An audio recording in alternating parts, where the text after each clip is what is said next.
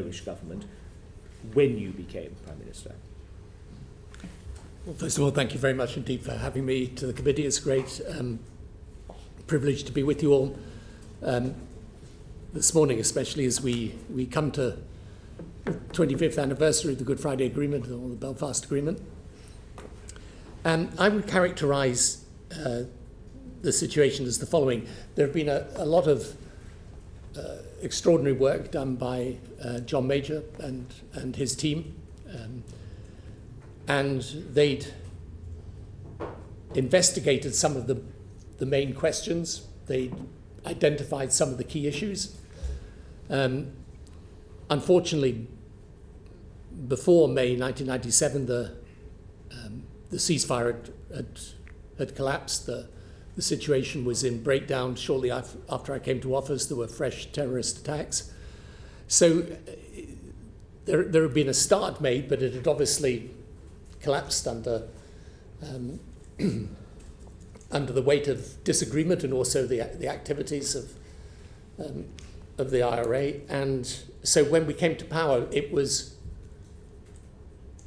something that was a strong ambition I had, but at the time when we actually assumed office, it had broken down. But I was determined to try and revive it. I thought it could be revived, and I thought that the work that the Major government had done had given an indication that it could be revived. It obviously required a huge amount of political courage and leadership, and this is a question we've asked John Major and Bertie Ahern, which is there was a lot of leap of faith in order to get over the line, and I think we all fall into the trap, don't we, of presuming that there was an inevitability of getting it over the line. It wasn't until the 59th minute of the 11th hour, those of us who sort of followed it closely remember. Do you think in this sort of social media driven age, which looks to echo chambers and so on and so forth, that it could have been delivered then? Would that bravery and leadership and courage have been trimmed? I'm so grateful that social media wasn't a big factor when I was Prime Minister. Well, I think that's answered that question, right? It's a frankly, I mean, it's got many good things about it, but it's a plague on modern politics. Sure. It makes life really difficult. Sure. But I think the only way that you can lead in these circumstances is just to put it to one side. And so I think, look, it was still a very charged atmosphere, but and it may be that, you know, when we came to office, you know, there was a great first flush of enthusiasm. I don't mean necessarily from the people to the government, but the government felt that it had. Well, things could only get better. Exactly. We won't join in a chorus of it, but no, probably not the best thing to do. But so we had a key ambition, and it may be because when you come in as a new government, your feeling of possibility is greater than when you carry on over time. You become a little more realistic about things, and frankly, it did require an almost unrealistic sense of possibility in order to get the thing back together again. But it really, even right into going into the Good Friday Agreement negotiation, I mean, the thing had actually collapsed on the eve of that negotiation, because it became clear that whatever had been agreed in principle by the British and Irish officials with Senator Mitchell was unacceptable to unionism. When I got to Belfast that day, it was absolutely apparent that unless we essentially started again, we were not going to get an agreement. So I think, and even throughout those days of the negotiation, I would say it came together and collapsed several times before we eventually reached an agreement. And in the run-up to it, what there was an appetite to have an agreement. That was the only thing that kept me going, and I think kept the team going during that time, was that you could definitely feel that people wanted it to happen. And I think that was the difference from previous years. And was that local politicians responding to pressure from grassroots across Northern Ireland, or was it leadership telling people that they should. It was a bit the of people both. that had enough. It was a bit of both. People were exhausted by the conflict. Yeah. It was apparent that, as it were, neither side, in inverted commas, could win, and so the only solution was either to continue with what had been the situation in Northern Ireland, which was obviously terrible for the people there and for the whole of the United Kingdom, or you could try and strive to reach an agreement. Mm-hmm. But I do think there was a new generation of leaders, yeah. And I think it's important to emphasise as a lesson of this whole process that it could never have happened without real leadership being exercised by the political parties.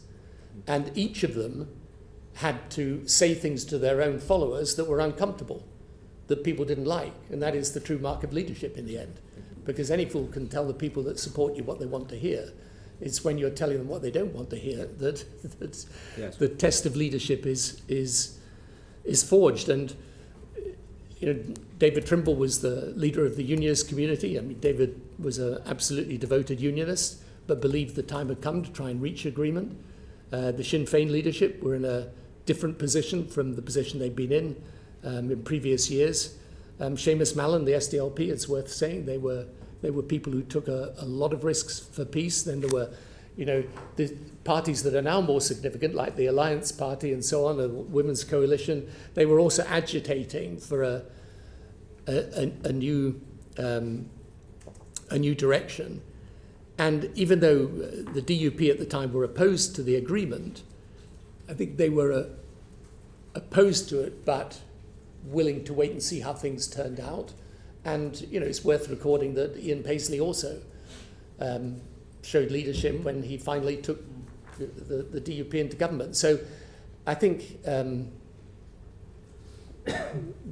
was a different generation of leaders, and it's very important to understand that the Taoiseach at the time, Bertie Ahern, was also a different type of leader, yes. Who was interested in a good relationship between the British and the Irish. He wasn't really, he was obviously came from the history, and his lineage was very much dominated by the history of the conflict, but he was prepared to think differently.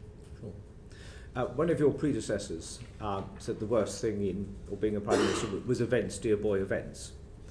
And we know that shortly, your first government, or first ministry, was obviously dominated by a lot of constitutional reform, setting up the Welsh Assembly, the Scottish Parliament, and obviously everything that flowed from the Good Friday Agreement.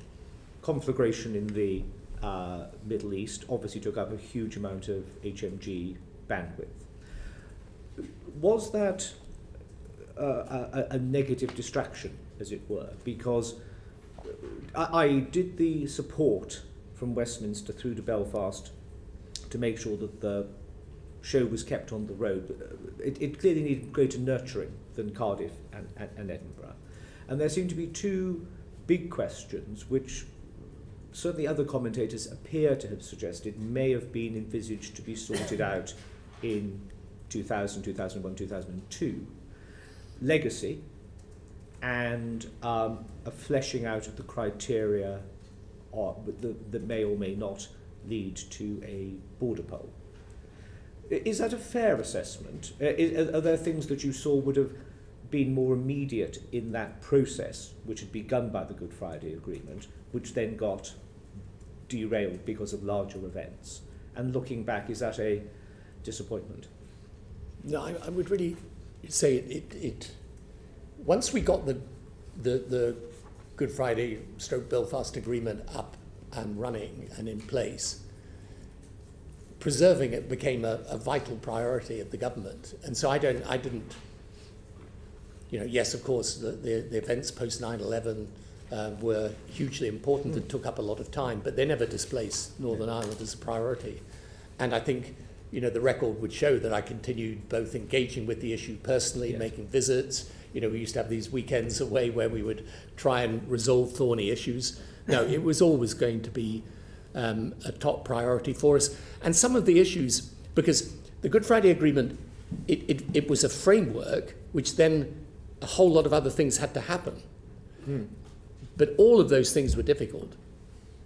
And, to this day they remain difficult, even after, the events of 9/11 are long past, as it were. So, no, I don't think, if people are saying we were distracted afterwards, no, we were. So is there anything you, kick yourself about, that you go, I just wish, whilst we had that sort of new enthusiastic momentum, I just wish we'd sorted out this, that, or the other? We were always trying to sort things out, but the problem is it's you had to get things in a certain state of readiness, because the thing about a conflict such as this is that the levels of distrust are very deep, and the levels of distrust are not displaced by the agreement, by the way. It's really important to understand that. It wasn't that people did the agreement and then they shook hands and said, okay, we're all friends now. No, the distrust continued. And therefore, if you take an issue like decommissioning, which, was an incredibly difficult question, right? There was never any way you were going to have a sustainable executive unless the IRA gave up violence and gave it up completely. On the other hand, because of what they believed they had been through, they were constantly thinking, you're going to get us to give up this armed struggle, but not actually make the changes on policing or criminal justice or the things that are on the other side of the ledger. And likewise with unionists, they would say, look, we're going to make all these concessions of change, but you're going to allow the IRA to carry on being the same violent organization. So there were levels of distrust between the parties, and there were levels of distrust aimed at the UK government. And, that's the way it is. Yes. And it probably continues in the same way today. Them's the breaks, as one of your successors might have said. Robert, right. Backward. Yes, so Tony, I want to ask you about the underpinning element of the European Convention on Human Rights and the Human Rights Act as part of the Good Friday Agreement. Much debate currently about whether or not the Human Rights Act needs reform. There's a Bill of Rights that's currently before the House of Commons. It doesn't seem to be emerging from the long grass particularly, but it is a different way of approaching human rights. Do you think that amendments or reforms to the Human Rights Act will help or hinder the process in Northern Ireland? I think this has got some dimensions that are broader than the issue we're under discussion. Look, my view is the European Convention on Human Rights is important. It's an important obligation of the country. I understand all the frustrations dealing with it. I had a lot of frustrations myself, but I still think it's an important part of it's an important part of the structure that holds up the agreement and the sense that there is always recourse to something fundamental when judging individual actions or situations. So, I wouldn't be in favour myself of changing it in relation to the agreement. No. Thank you. Okay, thank you very much indeed. Jim Shannon. Sure, thank you. And it's very nice to see you, Sir Tony. I don't think we've actually ever met until perhaps today and face to face, so it's a pleasure. Although obviously you've had a big part to play in the affairs of Northern Ireland, and we respect that and understand that. Ever mindful, Mr. Chairman, of that soundbite, the hand of history is on your shoulder, Dr. Paisley, and probably to Martin McGuinness as well. Might have been a soundbite, but perhaps the hand of history was on their shoulder, and I think you probably captured that very well. It's very important, of course, that the Belfast and Good Friday Agreement move forward in a suitable way. We as a party in the DUP, I was part of the Assembly from 1998 right through to 2010 before I came here. I recognised through Dr. Paisley's leadership, as I think you did as well, and through the leadership of Martin McGuinness, that there was two people with very, very different point of views that were coming together to push forward a democratic process that could encapsulate political views of both traditions in Northern Ireland. So I recognise that as well. I supported Dr. Paisley in that at that time. But most of the party did, and those that didn't perhaps fell in behind as time progresses, has seen the positives of it. But the point I want to make, if I can please, while Dr. Paisley and Martin McGuinness from different parts of the community recognise that the Belfast and Good Friday Agreement, or the St Andrews Agreement as we had then, that took it to the next stage, was a way forward. I think you recognised, I perceive you recognised that, and from what you've said so far, it's very clear that you did, that the political process could never go anywhere unless two communities at least brought together a process, and the Assembly was that process to move forward. So looking forward to today, your thoughts upon where we are in the process, and how the Belfast, Good Friday, St Andrews Agreement has moved where it is now to the Windsor framework. We're very conscious, and I've seen your comments in the paper, Sir Tony. The comments that you referred to, Bertie Ahern, you referred, and both yourself and Bertie Ahern, two architects of the political process as we move forward. You both said that nothing can happen within the Windsor framework or with any agreement going forward if unionism isn't part of that process. I think you recognised that way back in those early days. So looking forward to today, is it your opinion that the involvement of unionism, and I represent a large section of unionism, as does my colleague here, Carla Lockhart, as well, we cannot move forward unless the unionism is part of that process? Ever mindful of what you've done, what Bertie Ahern done, what Dr. Paisley done, and ultimately what Martin McGuinness done? Yeah, sure, Jim. Unionism's got to be part of the process. It's the whole basis of the agreement is that the different elements in the politics of Northern Ireland come together, and that cross-community working together, that's of the essence of the agreement. I mean, obviously, I hope unionism can, I mean, we can talk about the Northern Ireland Protocol, I'm very happy to, but of course, no, as a matter of principle, unionism has got to be involved, otherwise it won't work. Yeah, you mentioned in your yes, please. You mentioned Sir Tony in your comments, and you I think it's a realism that you had where you looked at the both political parties, and I'm just taking your introductory words, which I'm seizing upon them if I can, where you said that the parties had to go back, although we did not agree with it at that time, go back to 1988, but the parties had to agree on something to move forward. Is there not really a realism, or has to be a realism, in today in the political process in Northern Ireland? Your words were a realism or start again. I think there has to be a realism with the Windsor framework, or start again.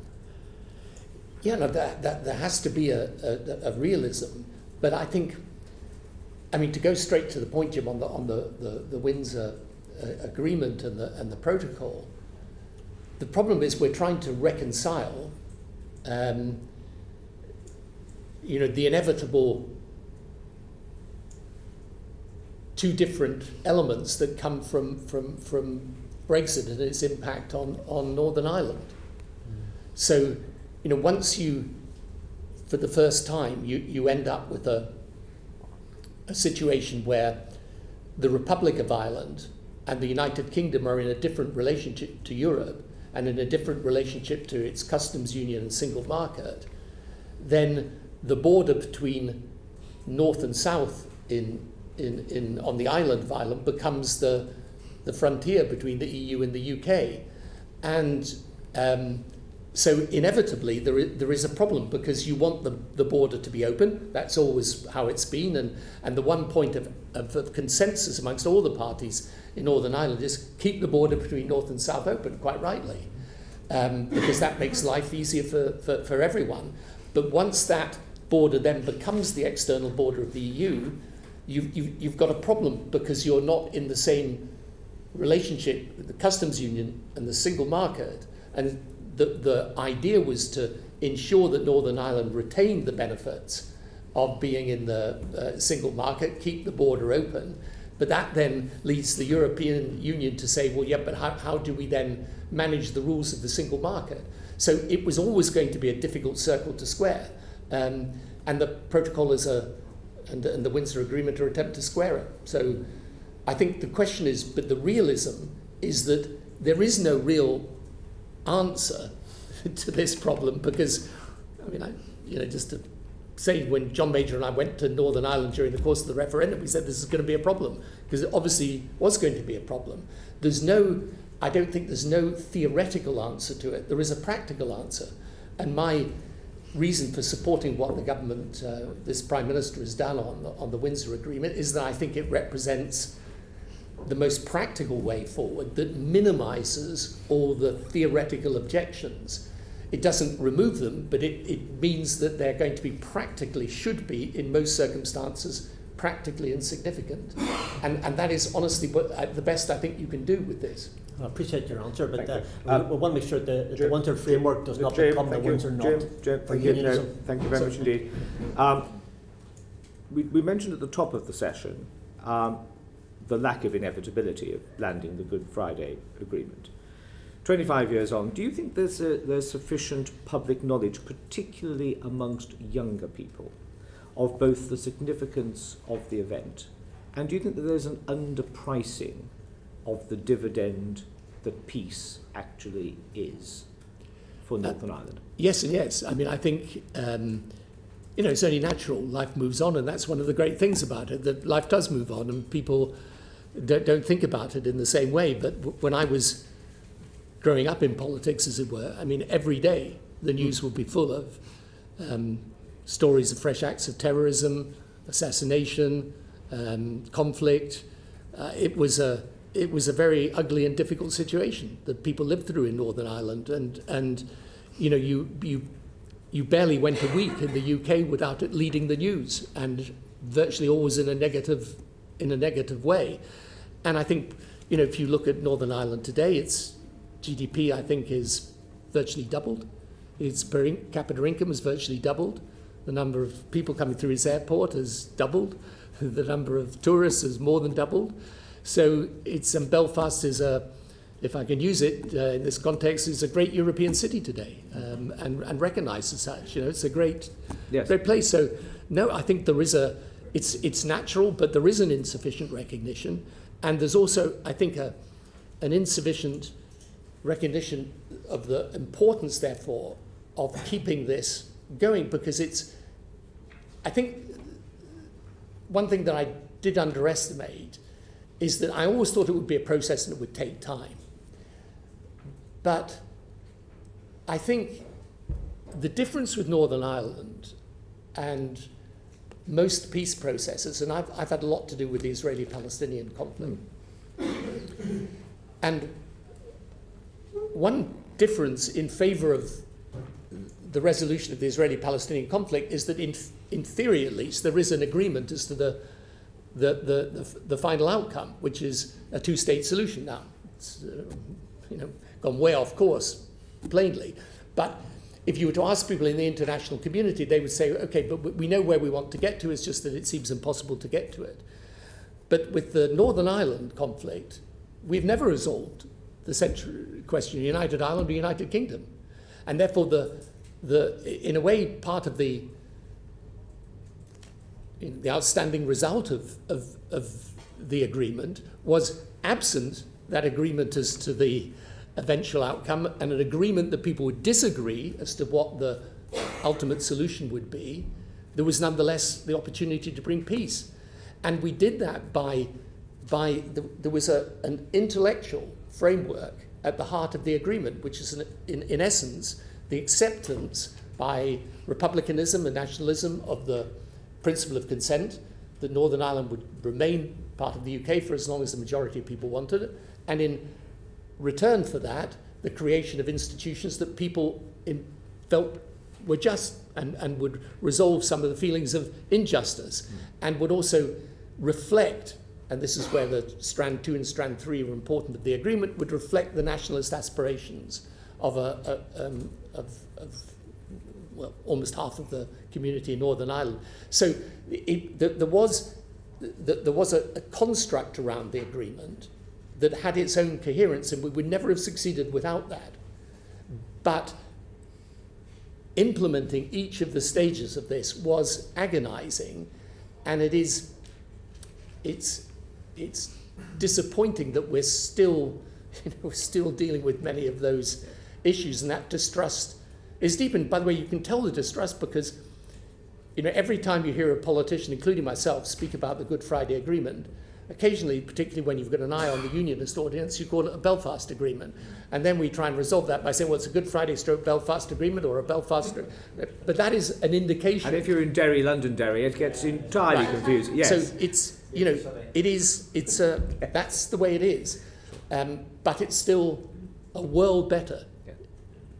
Whatever the problems in Northern Ireland, what people should never forget, it's a world better from where it was.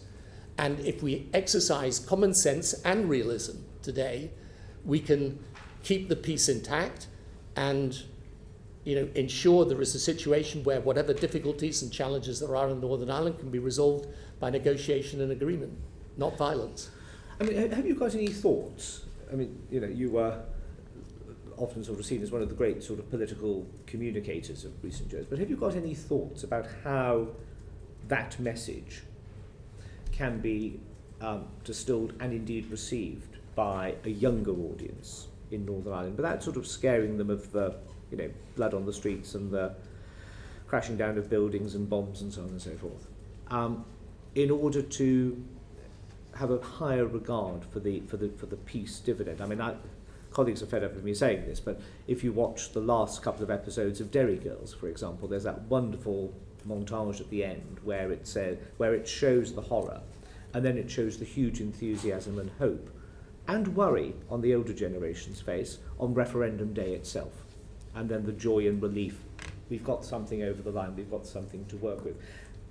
What if you were in Number 10 today? What would you and be encouraging your government and the leaders of the parties in Northern Ireland to do to build that understanding of don't risk slipping back? Well, first of all, I think I would focus a lot on economic and social progress and the need to do more. There are still communities in Northern Ireland that are severely disadvantaged, and wherever there is the alienation from the mainstream and people feel they don't have hope and opportunity economically and socially, there's always going to be it's a fertile ground for those people who want to lure them into violence. But the second thing I think is to, it's so if you look at Northern Ireland today, and I still follow closely what happens. I don't go because it's probably not sensible for me to start. I don't want to ever be seen to interfere, and it's hard enough for your successor to do the job without the previous person on an issue as sensitive in Northern Ireland telling what should happen. But I'm a unionist, by the way. I mean, my preferred outcome is that Northern Ireland stays in the Union.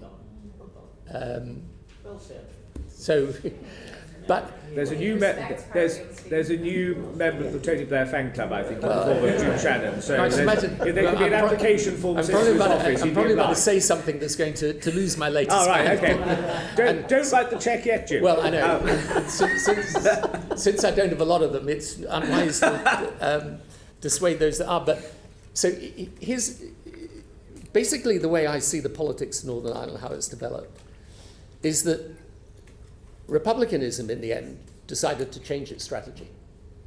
Right. Now, you can agree with whether you think they're sincere or not sincere. I mean, you wouldn't have all those agreements, disagreements.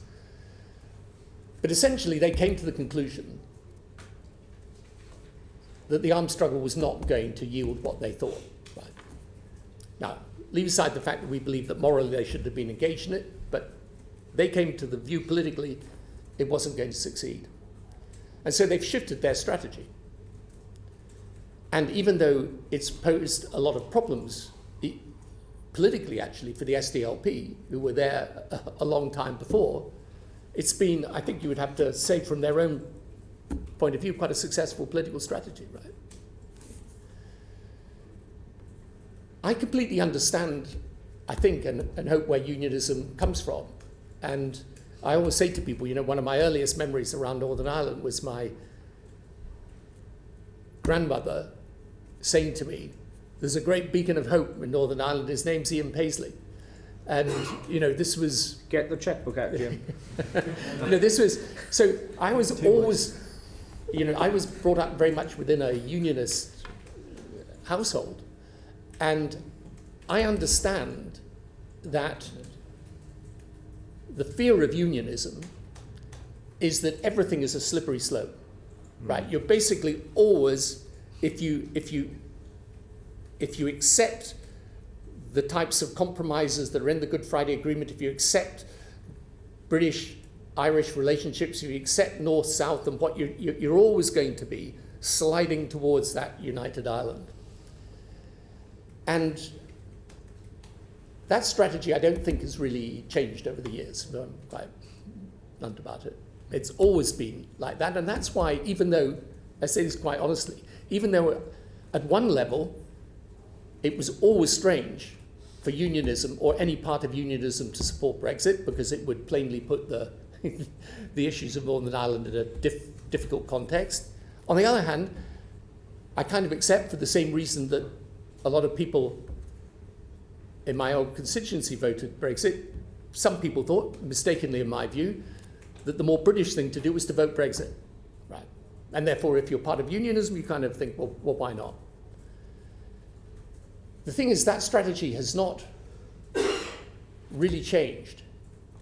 But the third element that's come into Northern Ireland politics in these last years, which I think is, worth thinking about, is the Alliance Party has risen, right? So it's not, I don't know, what do you look at the polls? It's up 15% or something, around about there. When I was Prime Minister, I don't think there was an Alliance MP. I think the first one was 2010. And if you look at the age range of those voters, I think they'll be probably in the middle range, right? And the Alliance, probably predominantly they're unionist people. Probably. I mean, okay, maybe not, but. Stephen's not sure. But the point is, no heckling. Yeah, I'm not sure either. But the point is, if you want to preserve the union today, the best way of doing it is to recognize the status quo is the union. So make people comfortable with the status quo. Because the more comfortable they are, and this is, I'm quite sure at the back of their mind, the risk the Republicans think of with their political strategy is that people are comfortable with the status quo by changing. But if the status quo becomes subject to constant disruption and constant political difficulty, then that middle-aged bulge that's there with the Alliance at the moment, there's going to be another one coming up in a younger generation, and then things are going to get more difficult for the union. And that's why I support the positions I support, because I believe passionately in the end the people of Northern Ireland should decide their own future. But I come at it from the point of view of someone who, I want my country to stay strong. That's why I'm opposed to the SNP in Scotland, and why my preference is that Northern Ireland remains part of the Union. But it can only be that way, in my view, if people feel the status quo is something stable. So this is where I think, when you ask me what do I think about the politics now, I think the important thing is to get over this problem of the protocol, if at all possible to get back into some, to an agreement to reform the executive, get back into power, and then, over time to deal with these issues. But the less stability there is in the system, the more it makes me anxious about the future. Sorry, that's a long way of putting it. No, I mean that's certainly given me a lot to think about. That sort of make the status quo attractive. Robin. So given the emphasis you just put on stability, we've had 25 years of the devolved institutions, but they've only been functioning about 40% of that time. And as you'll know very well, there are various different reasons that have been given for the various breakdowns that have taken place. How big a disappointment is that, and what do you think could be done institutionally? We've heard from other witnesses that the intention of the agreement was always for the institutions to evolve. Do you think there's more evolution that could have happened to support stability? Yeah, of course it's disappointing. It's maybe less surprising given all the challenges. I think that I would like to have seen Strand 2 and Strand 3 more vigorously used. I think that the relationship between the British and the Irish governments, I mean, okay, it's been scratchy recently, but let's hope that's resolved. I mean, ultimately, we've got a lot in common. We can work together. I think we could do more to make those strands more meaningful and more active, frankly. And just on that, the relationship between the governments, but also the relationship between London and Belfast and devolution in that respect. How do you think the NIO, the UK government, can do more to support the devolved institutions and support stability of those without being seen as the mothership, without being seen to be lying in wait to take over? I well remember periods in the run-up to NDNA when at the NIO we were having to look at two tracks of work, one about how to get agreement and bring the parties together, and another thinking about what would happen if we didn't. How can we avoid that situation keeping on coming up? I'm not sure you can, to be absolutely blunt about it. I think you'll carry on. And look, the officials in the Northern Ireland office, they come under a lot of criticism from all sides, but I mean, they're basically people trying to find ways through the difficulties. But I think the most important thing is to try and, to be fair, the government's done. I mean, you try and resolve the issues over the protocol, try and get back to a devolved government, and then, it's one of these things you just constantly got to keep on it, and it does require the time and focus sometimes of the Prime Minister and not just of the Secretary of State. Robert Buckland wants to come in a quick one, and then Mary. Well, it's to develop your well-made point about associating the union with stability. It's absolutely plain as a pikestaff to me that the more that people in Northern Ireland feel that membership of the United Kingdom equals good public services, stable institutions, they're going to want to stay.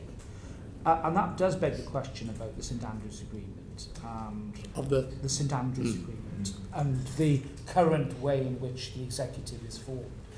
I mean, could an answer be to go back to the status quo before the St Andrews Agreement, where you had the common slate approach and the cross-community agreement, which at various times various parties have supported. There was one point where the DUP supported that approach in order to prevent Sinn Féin from coming into the executive, but obviously with the elections and the change in the power structure, we've now institutionalised this sort of this twin party approach. And your point about the change in politics in Northern Ireland might be the alliance in one election, might be another party or another group. Is this not now getting in the way of the very stability that we all want to see?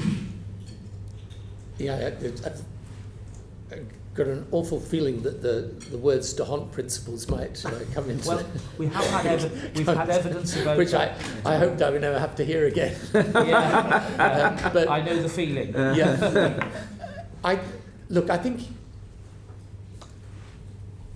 there's always a case for change, and there's a case for change, particularly now with the emergence of the Alliance Party, and I think the North Belfast Political Action Group for Schools, they sent me an interesting document the other day which was set out how young people view this. But the truth of the matter is, as we discovered, and this is why we did St Andrews, you can only do these things by agreement. If it's not, the thing you can never do with this situation is say, right, I'm just going to decide what's right in principle, and I'm just going to do it. And I used to be told constantly when I was Prime Minister, just go and do it. You just can't. It's not. You've got to reach these changes by consensus. And if you can't get that consensus, if one part of the community feels that the change is aimed at them or is reducing what they believe is their legitimate rights, it's just, you won't get it done, is my experience, which is, why I always used to say to people on the nationalist and Republican side that the relationship between the British government and unionism is much more complicated than you think. They would sort of say to us, go and tell the unionists what to do. And I said, have you met these guys? They're not going to just do what the British government says, right? So you're going to have to persuade them. And which is, from their point of view, quite right. Mary Kelly Foy. Thank you, Chair, and good morning, Sir Tony, and greetings from County Durham. I think my first question will be a relatively easy one. Could you just tell us, and you have touched on it a bit, what it is that's pleased, surprised and disappointed you most about the Good Friday Agreement? Well, the disappointment was obviously the continuing instability. I'm not sure anything as much surprised me. But what's pleased me is the fact of the agreement, and the peace is still there. It may seem fragile, but I think it is still there, and I don't think there's a desire in any part of the community in Northern Ireland with any substantial support to displace that peace. And when you look around the world, and as I say, I was involved in the Israeli-Palestinian, still am actually, in that particular issue, you realise how difficult it is to get to any form of peace agreement. So we should celebrate the fact that we did, and then we should use that celebration as a reason for redoubling efforts to preserve it. Okay. Secondly, you'll be aware of around the sensitivities and the debate about the legacy issues. What was it that you envisaged on the subject of legacy? You mean in relation to the victims? The Troubles, yeah. Well, the legacy bill that's just gone through Parliament. But what were your intentions in terms of our intentions were issues? Probably the same as this government, to try and find a way of resolving it, but frankly we couldn't and didn't, and it remains extremely difficult. So I wish I could. I think whoever grapples with that is going to find it really tough to do. That's the truth. Yeah, and did you anticipate that 25 years on we'd still see paramilitaries in the form of criminal gangs? I think you were. That it doesn't surprise me that there are groups that will try and disturb the peace from time to time. What would disturb me is if I thought they were starting to gain substantial support. Now, you need to watch this the whole time. You need to watch it on the Republican side, watch it on the Loyalist side. But look, other representatives here from Northern Ireland know better than me, but I still think that the desire in the vast majority of people is to resolve issues peacefully. Yeah. Okay, thank you. Just on the paramilitaries, 25 years on, huge efforts to transition. Is there a cut-off point to the process of transition? Or does it get masked by this Northern Irish exceptionalism argument? I think, but particularly when you start to get real turbulence, over the process and the politics, I think you're going to find these groups starting. But it's important to remember that they only managed to get traction over the situation when they had real support within the community, and I don't think that support exists at the moment. But I'm not deep in the detail of it today, and frankly, you'd be better asking that of the Secretary of State or indeed the members of Parliament representing Northern Ireland. We have Claire Hannah. I've got Claire, and then Carla wants to come in, and then Stephen, I'm coming to you. Thank you very much. Certainly really enjoying your inputs today. Just thinking back to the early implementation years, Jonathan Powell, your colleague, said recently, in retrospect, we should have been willing to be a bit tougher, and that's something that resonated with me. Do you think that there was some damage sustained to the culture and the sense of trust within the process? Maybe a bit of moral hazard in allowing deadlines to slip, in allowing parties to sort of talk about the agreement, but to do things that were clearly in contravention to the spirit of exclusively peaceful and democratic means. And I'm thinking at this point about decommissioning and not supporting the rule of law. Do you think that was a factor in part of that do for David Trimble and his electoral support, and has that therefore had a knock-on impact, that the main party of unionism wasn't there advocating for the agreement? Does that contribute to some of the low levels of support we have in unionism now? Yeah, well, it's a very reasonable question, and one I agonised over a lot. And, you know, I think I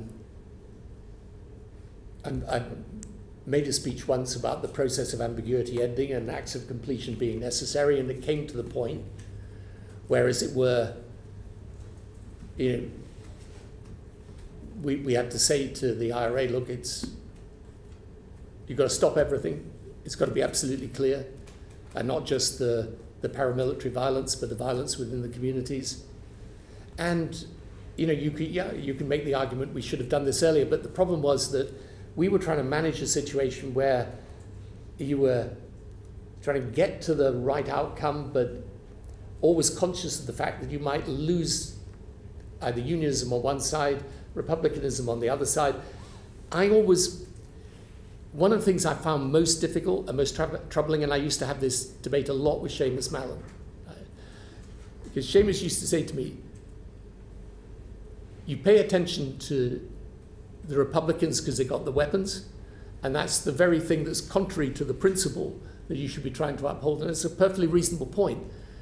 But as I used to say to him, okay, Seamus, but if you're prepared to go into government without them and with the unions, okay, we can have a conversation, but you know you can't really do that. And so it was always difficult. And you know, I understand from the SDLP point of view, because after all, speaking for a moment as a member of the Labour Party, it's the SDLP that's our sister party. So I completely get it. But the difficulty was, you can go in retrospect and say, we should have been tougher, but when you were there at the time, it was you were trying to make sure that the best wasn't the enemy of the good.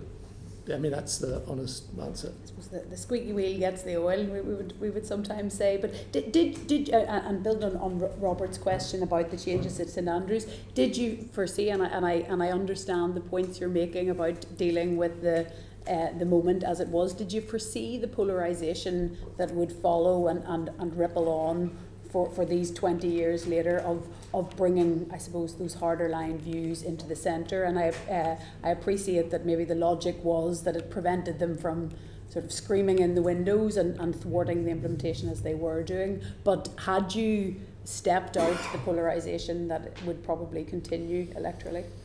Yeah, so I think my view of this has always been that I didn't predict this, but when I look back on it, I think maybe it should have been predictable. That when you first begin something completely new, as this was, that both communities default to the people they think are going to stand up for them, in inverted commas. So Sinn Féin gain on the nationalist side, the DP gain on the unionist side. Now, my view is, if the stability is there and continues over time, you know, over time politics changes. You know, over time the issue should be in Northern Ireland, who's going to make the right reforms to make the health service work better? Who's going to do best on education? Who's going to make sure that you know, communities that are deprived are brought up to a better standard of life?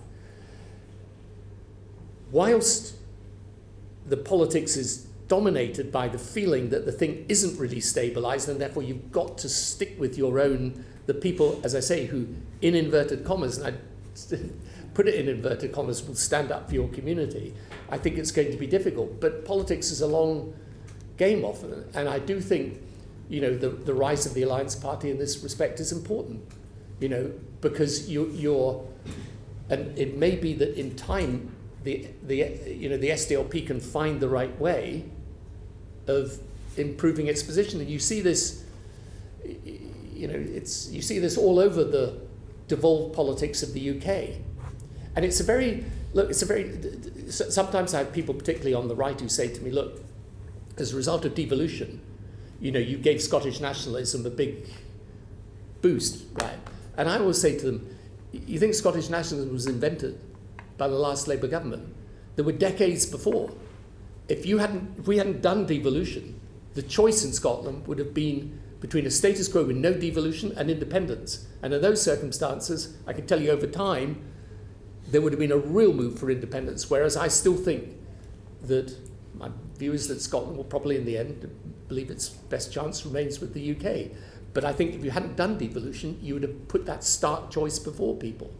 And in the same way in Northern Ireland, ultimately, the benefit of the Northern Ireland Assembly should be, in the long term, that people decide their own future there, and provided that the border doesn't become an obstacle, you know, in the end, I think people will decide to fight the politics of Northern Ireland around who does best for the people, not who, as it were, again in inverted commas, stands up for the people. Indeed, and the question was motivated about just looking at those dynamics of polarisation rather than strict electoral outcomes. Thank you very much. Stephen. Thank you very much, Chair, and good morning, Sir Tony. And sorry, I'm so sorry. Forgive me. Sorry, terrible chairman. Carla. No. This is on this point.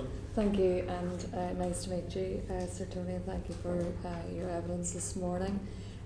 We all have different memories of that time in around the 1998, and one of the ones that probably is vivid in my mind is your visit to Coleraine and your writing on the whiteboard. And I wanted to just question on the back of Mary's question around legacy and all that goes with that. One of your pledges was equality, fairness and equality guaranteed for all. And my question would be, how fair on victims of terrorism were the on-the-run letters to over 200 IRA fugitives? This is the on-the-runs? Yeah, I think some years back I appeared in front of the committee and went into this in detail. I mean, the problem with the on-the-runs was very, very simple. That you might agree with it or not agree with it, but in the Good Friday Belfast Agreement, we essentially were releasing the people who'd been convicted. Right. So these are people who'd actually been convicted of acts of terrorism. Then, naturally, and over time this grew, came an issue as to what do you do about the people that, as it were, have not been convicted, but might be. Right. And those divided into two categories. The ones that the police thought there was insufficient evidence to charge, and the ones that thought that there would be sufficient evidence. And what we tried to do was obviously deal with the problem of the people in respect of whom the police decided there wasn't evidence to charge them. And it would be irrational if we were going after those people whilst we'd actually released the people who'd been convicted of terrorism. So that was what we were trying to resolve. And, again, it was a very difficult situation, but we did the best we could with it. Yeah, and given that, it was a backroom deal, there was no, it wasn't written into any text. Was it that ultimately brought the IRA towards their ceasefire? I don't think I think that was obviously a big issue for them. By the way, it was, again, I dealt with this when I was in front of the committee some years back. I mean, when people used to call it a secret deal, it was mentioned in parliamentary answers, and we were pretty open about it, that there was a problem we had to deal with. But look, there are I think the most difficult conversations I ever had with people in the whole of the process were with the victims of the Troubles, because these were decent people, members of whose family are being killed or maimed by terrorists, and we were letting them out of prison. And there's no, I mean, it's a very hard conversation to have.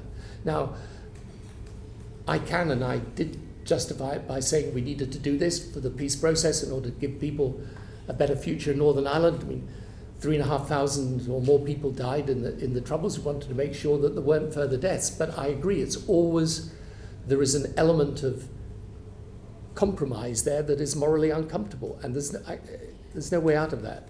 But the releasing of prisoners was a well-known element of the deal, and obviously we were utterly opposed to it, but the on-the-runs was less well-known, and ultimately we have victims today who, every time they see and hear of these individuals who received the get-out-of-jail-free card, re-traumatised by seeing these individuals who, blatantly, in many instances, and I've been banging this drum about glorifying terrorism and flaunted in the face of victims. Yeah, but the problem is they didn't have a get-out-of-jail-free card because these were the people in respect of whom the police had said they didn't have sufficient evidence to charge them.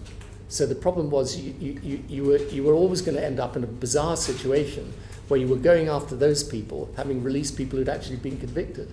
I mean, that was the problem we were trying to deal with. Okay, let's... Can I just ask a question? No, I want to move on to Stephen Farrick. Thank you, Chair, and good morning, Sir Tony. And just to put on record our thanks for your efforts in reaching the Good Friday Agreement. Obviously, we're coming up to a very important milestone, the 25th anniversary. And I was a very junior member of the Alliance team back in those days as well, so I came across you many times in that particular regard. Just wanted to ask you a bit more detail around the issue of reform of the institutions. In your analysis of the Alliance Party growth was accurate in many ways. Did you see the institutions being set in stone in perpetuity, or was there an expectation that they would evolve over time in line with changing circumstances and changing demographics? And in particular, did you see some potential pitfalls with the system of community designations and the relegation of parties like ourselves to the other category? And do you see in particular that there's a strong case for reform of that dimension to reflect the changes that have clearly taken place over the past 25 years? Yes, no, absolutely. There's a case for keeping. I think the agreement actually specifically provides for a review, and yeah, you should always keep it under review. But it's got to evolution is the key phrase, because you've got to do it with agreement.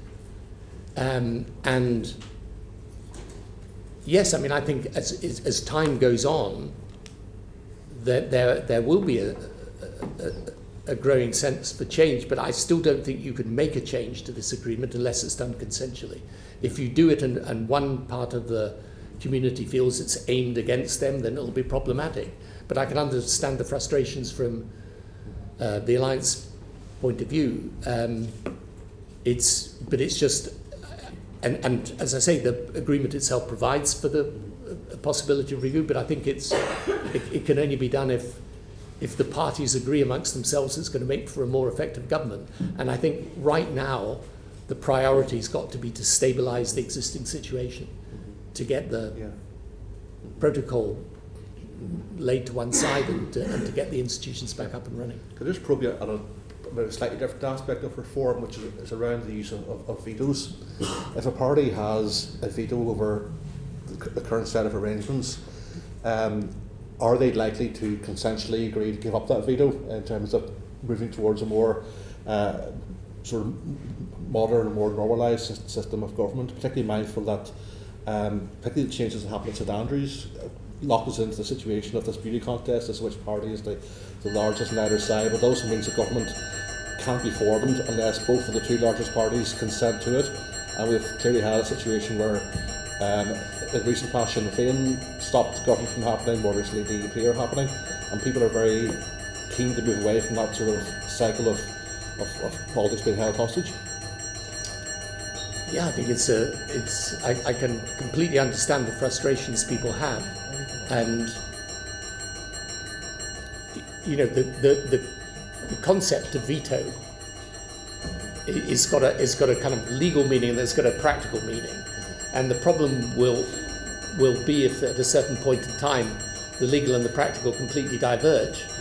Now, I don't think we're at that yet. I think the practical reality is that you're going to need the consent of all people in order to make change.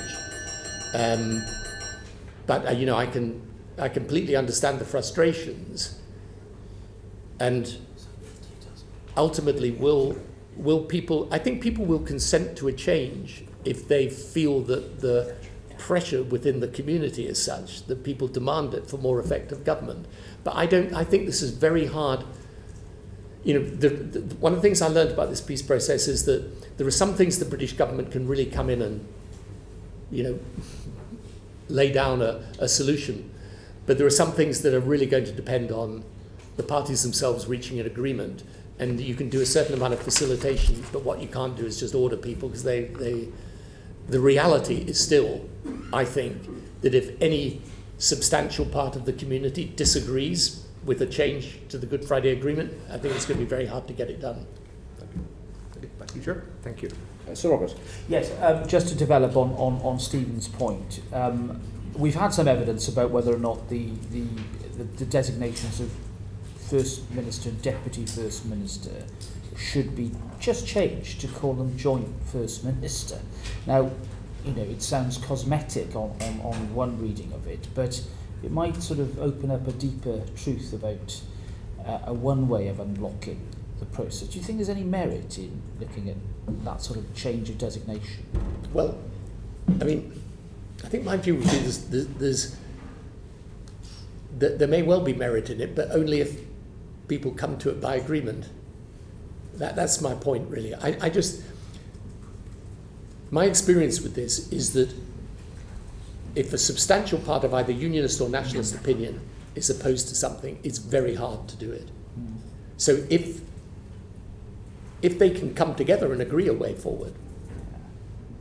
Now, you know, I totally get the point that Stephen was making, that in a sense you're then saying, well, they've got a veto over it, but yeah, I think for the moment, I think the reality is without that agreement, it's hard to think of how it can work. But, you know, one of the reasons why, in the end, the executive did get up and running just before I left office, and that extraordinary, you know, meeting with Mark McGuinness and Ian Paisley sitting together on the, you know, on the settee, getting on well together, to all appearances, and even when the cameras weren't there, it appeared to be quite genuine, actually. But one of the reasons was that they were both prepared to really make it work, and so they had with all of these different elements within the agreement, there is a form and there's a spirit. And one of the things that, again, you learn over time is that the form doesn't work without the spirit, right? The spirit has got to be one where people genuinely are trying to make the thing work. If that exists, by the way, you can even evolve the form. But it's got to be, people have got to decide in Northern Ireland that that's what they want to do. And they want to find a way forward. And, you know, it never happens without leaders being prepared to lead. And this is, honestly, it's so important to emphasize this point. This would never have happened. And the difference between this peace process and many others around the world is that we had the benefit at that time of leaders who were prepared to lead. And if they hadn't been prepared to do that, and to have, you know, I used to have very frank, open conversations with unionist leaders, with Republican and nationalist leaders, where we had the ability to sit down and strategize together. They would say, look, here's my problem. You're going to have to help me find a way around it. And I might be able to help them find a way around it. But I could only do that because they were prepared to carry the burden themselves to get it over the line. And if you don't have people prepared to do that, it's never going to work. None of these things will ever work. And it's very difficult, because the simplest thing always to do as a leader of any political party, as I say, is just to get the round of applause. I mean, it's the easiest thing in politics to do, and in the end, it's what a lot of leaders do. But if they actually want to make the change, they're going to have to find the way of pulling their people behind them, and that's the difference between leading and following. You cut me off about on the run. I was trying to make progress. Well, I want to ask a very straightforward question. See, one of the problems with the on the run letters was the source of the letters, because it didn't appear to be a wholly independent source, in the sense that I know we were before the PSNI's creation. I know there were issues about what the communities felt about the independence of the police and indeed the prosecutorial authorities. But surely it would have been better for the source of the letters not to be so overtly political, which is what they were, weren't they? Yeah, look, I think, as I said at the time, you can look back in retrospect and say there are elements you could have handled differently, but you were always going to be dealing with the same essential problem. Which is, what do you do about those people, as I say, who were not going to be charged? Well, I agree, but that's an independent process. It has to be, doesn't it? Yeah, the process of investigation. Sure. I mean, and prosecution in retrospect, it could have and should have been handled better, as I think we said at the time. I mean, look, the Hallett Review went into this, and I basically think it was a pretty fair-minded piece of work.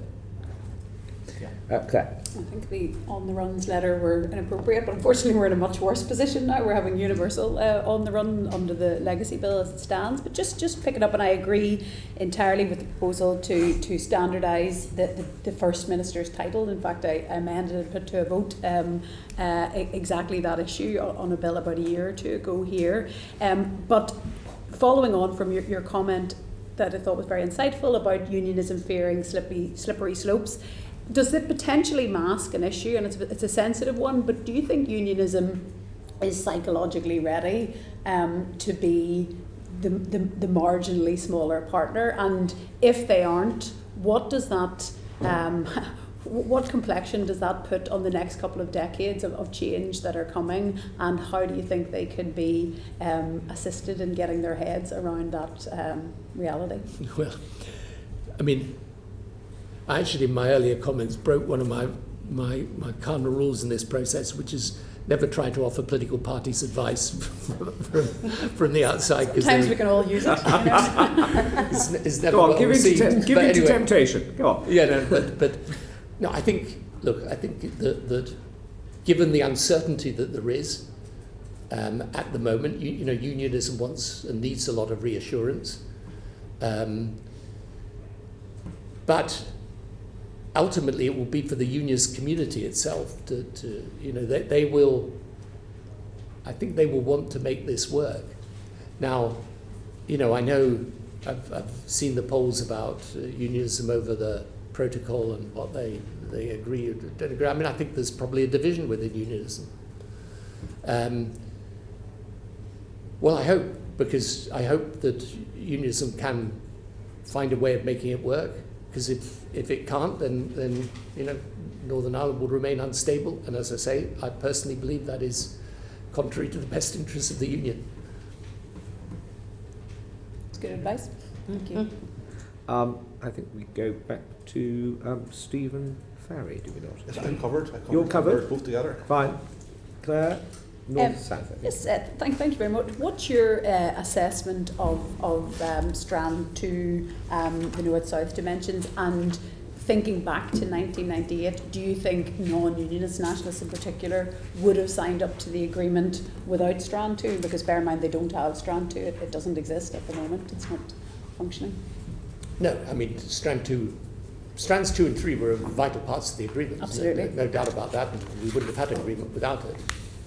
And that was a perfectly proper and correct recognition of nationalist aspiration.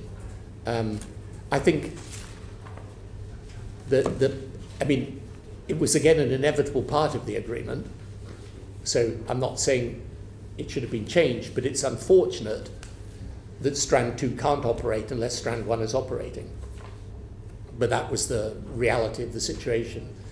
And I do think, I mean, I did put a certain emphasis on Strand 2 and Strand 3 and was active and used to attend some of those meetings. And I do think, particularly over these last few years, we could have been doing more to activate those and make them a forum in which the British and Irish governments could have tried to work out a way through things. I mean, I can't emphasize enough the enormous role played in the whole of this process by having an Irish government that was basically always looking to be constructive. I mean, it really was a great blessing, and people forget that, you know, British-Irish relations were, you know, pretty horrible for quite a long period of time in the past. But they, you know, I've always paid tribute to Bertie Ahern and his leadership. I found him a very, very good person to work with, and his whole system.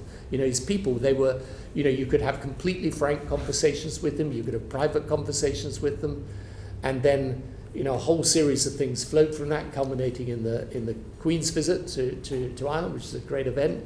And, you know, always, again, my view was that the best thing in the interest of everybody is that the British and Irish governments had a good relationship, because that also, it gave people comfort that there was an attempt always to steer this process in a constructive way. And I think we should have done more in these last years. Now, it looks to me as if the relationship between the present PM and the Irish Taoiseach is much improved and better, and that's good. It's very important, a very important relationship. And you know, we're, even though Republic of Ireland's in the European Union, we're out of it, nonetheless, there's a massive things we have in common and interests we share, and we should be working together. And on that, and absolutely, strands 2 and 3 are of huge and equal significance, and there's no attempt to create a hierarchy. It's just a matter of fact that strand 2 is currently hostage and isn't operating, and strand 3 is. Do you have any thoughts or advice for us on ways to enhance strand 2 and 3, as is a core part of the inquiry we're doing at the moment? I think the best thing is the UK government takes both of those two things really seriously, and you know, gets into the right relationship and look to those strands, which is, I think, much more should be much more active. That would be my advice. It's a decision the government's got to take. It's got to do it very conscious of unionist feeling, but in the end, it is going to be important for us to have that means of trying to resolve some of these questions. Because, by the way, as you go forward, there are going to be difficulties. I think instead there's going to be a real difficulty over the EU law that is now proposed. Is it the retained EU? Retained EU law, yes. There are areas of cooperation that are not covered by the protocol. Mm-hmm. That is going to cause a lot of difficulty, and it's going to be important to keep a good relationship with the Irish government, because I know from my own conversations in the last 2 or 3 years with the European Union, both at a leadership level and at a commission level, that they will pay a lot of attention to what the Irish government are advising them about this situation. So it's just in the interests of the British government and in the interests of the Union that you keep close relationship with the Irish government and with its leadership. I agree entirely. I think the relationship is core, and the sort of structures come after. One final question from me, and it's much further down the line. We've many fences to jump before this, but thinking about the criteria for a border poll in the event of future constitutional change. I take no issue with it not being nailed down in 1998, and as I say, we're not there yet, but I think there is a dynamic in the relationship. Have you given any thought to what you think would be the appropriate signals or triggers to test opinion on constitutional change? I've given thought to it and decided it's absolutely not an issue for me to to engage in. I mean, there's a provision set out in the agreement that's actually quite clear and was very carefully drafted, very, very carefully drafted at the time. So did you see it as one of those things that one will know when one knows, but you needn't write down what would help you to know? Yeah, but I think this is best left for another time and in line with the provisions in the agreement. It's it's a subject of huge sensitivity, and it's probably not very helpful for me to opine on it. But I do think it's just worth pointing out that the structure of it, as set out in the agreement, when I've been rereading this agreement to come before the committee, there are certain lines that trigger memories of long and protracted negotiation, and obviously one very sensitive issue is around that, but the way it's set out here is the right way to proceed, and it should be for the people at the time to decide it. Fair enough. You forgive me for having a crack at it. Thank you. If I was you, I would do the same, but if I was me, I'd also do the same. You touched on there with Ms. Hannah the Anglo-Irish relations, which are, I think, important, and possibly with a view to Dublin acting as a engaged bridgehead, if you will, into the European Union as the dust starts to settle. You obviously talk to politicians and others north and south of the border. I think broadly our assessment as a committee is that from a very low point in fairly recent time, Anglo-Irish relations are on the improving trajectory. There seems to be good relations and chemistry between the Taoiseach and the Prime Minister, so on and so forth, and I think everybody recognises the beneficial importance of that. Do you have a word or two? What's your assessment, sort of overlooking the piece, I suppose, from 97 to today? What would you see as ways of improving, if indeed improvements required? Well, one of the things you learn about at the leadership level is there's just no substitute for personal interaction and for sitting down and showing that you have mutual respect and understanding of the other person's politics. I mean, the worst thing when you're a leader dealing with another leader is not to show understanding of their politics, but to keep talking about yours. Because everyone's got their own politics and they're often in diametric opposition to each other. And what leaders expect you to be able to do is to understand that and not grandstand around your own politics when the other person has politics in an opposite direction. So the essence is to establish a relationship where you're able to say, look, okay, let's work this out together, see how we find a way through without giving either of us a political problem that we can't handle. And look, the European Union in the end is they want to make this work. They're I know the senior people in the European leadership. They're people who actually have a respect for the UK, even though they regret the decision to leave the European Union, and they regard the Northern Ireland peace process one of the successes within the European space over the last quarter of a century. So they want to protect it. I mean, if we don't engage in irresponsible politics, but we engage in sensible and responsible politics, we can make it all work. I don't have any doubt about that, because there's a lot of goodwill. And the other thing to emphasise is that the Republic of Ireland itself is a transformed country. Oh, totally different to how it was 25, 30 years ago. I mean, you only have to look at the person of the Taoiseach today to realise that. Yeah. Okay, it's a changed country, and it's actually a dynamic country today. And when I was growing up, it was frankly not considered like that at all, but now it is, and therefore, and it's a successful member of the European Union. And so, the Republic, in my view, they also have an interest in stability. And they don't want to create a situation in which you send a great tremor of uncertainty through the existing arrangements, because in the end, they're busy doing well, creating success, and they, provided the border remains open and the interaction between Northern Ireland and the Republic is good economically and socially and politically, they're content with it. So, I think by their own admission, the European Union and indeed the Commission's understanding of the sensitivities and concerns of political and societal unionism has developed very considerably over the last 18 months to 2 years as issues surrounding the protocol have been looked at. And hopefully that will give heart to a section of the community of Northern Ireland, which we all recognise is, and as your earlier remarks have indicated, it's important to carry as many people as possible and to make sure that both sides are broadly happy, or if not happy, then certainly not furious.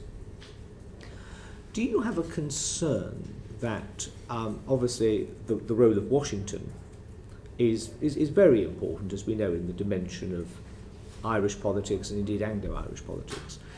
Does the same piece of work need to be done in Washington, given the sometimes fair and sometimes unfair characterization that the White House, irrespective of who is the occupant of it, is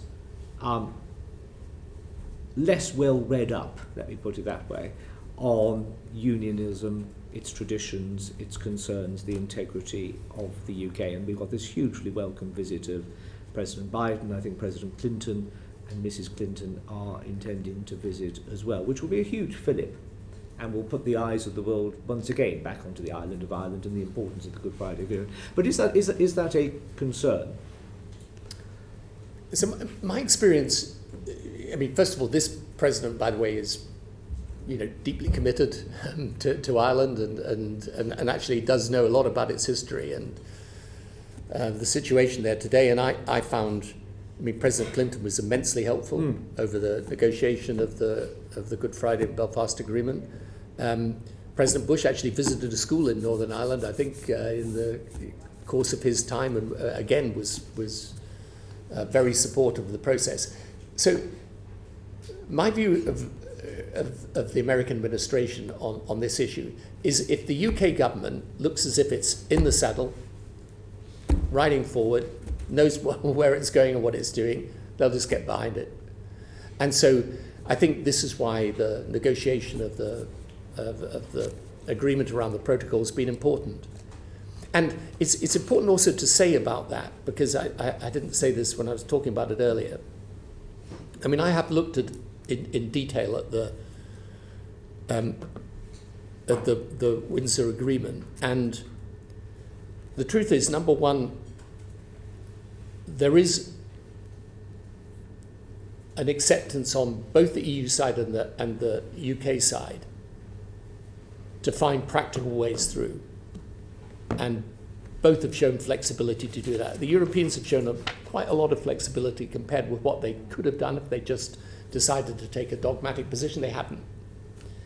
But secondly, what the negotiated changes that the Prime Minister, this Prime Minister, has done, have, in my view, substantially narrowed the potential for conflict to arise of a constitutional sort. So I think, to be fair, this is why I think when people look at it, you can argue about the degree to which the ECJ is still involved in certain aspects, but the truth is, along with that Stormont break, the actual, in substance terms, the issues are substantially resolved.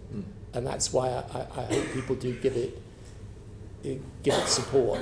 But and therefore that's why I think for the American administration, what they will think is, look, if the UK government is back with a clear direction, then we will want to support it. And the other thing is, which I think has been of assistance over the years, but I know that this president is interested in, is what America can do for the Northern Ireland economy.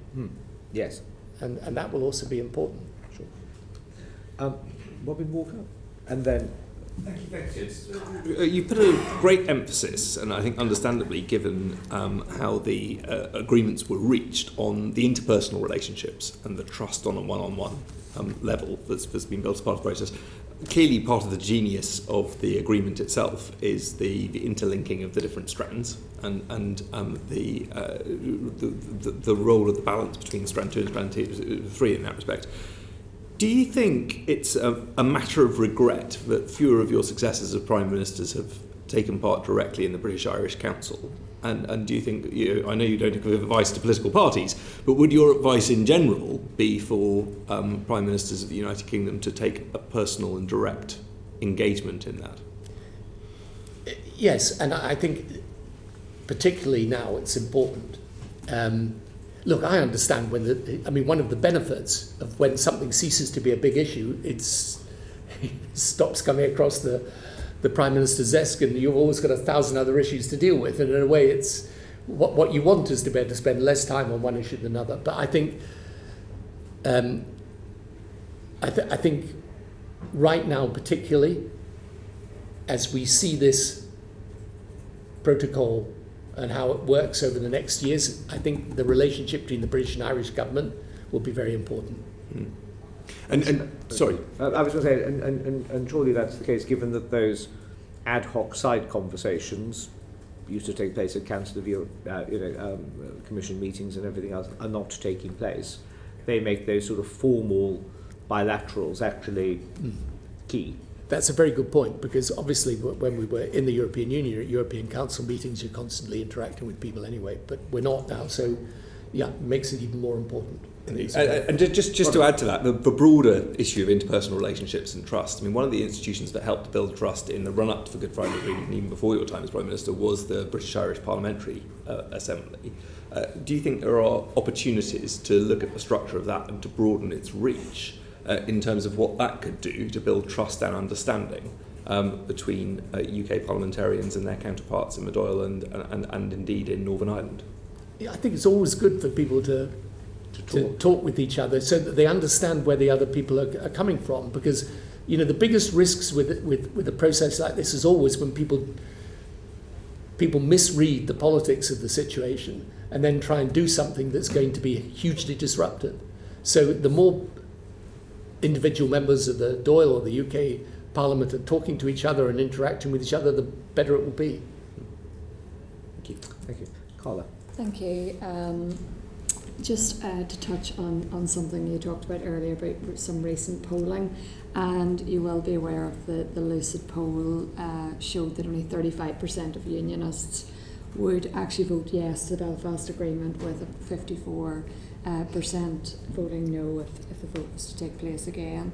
In your opinion, why do you think unionists have really moved away from support for the Belfast Agreement? Well, one of the difficult, because I think you were saying is 54% are against and 35% in favour. Yeah. So it's, if your political leadership is giving a message that this is bad, your support will often consider it to be bad. So I think it's not just a question of what people kind of think objectively, but also where they're led. But I understand unionism will always feel that it's at risk to some degree. I mean, how could you not, because of the circumstances of the situation? In exactly the same way that I think unionism will always be in part distrustful of a UK government. I think that's my experience. Yeah, well, of course, and you will always say there's good reason for it. But going back to Margaret Thatcher's time. Oh, the Anglo-Irish Agreement. Yeah. You going back just to think of the John Major's time. I don't think there's never going to be a situation where there isn't that distrust. But that's why I come back to the question of strategy and leadership.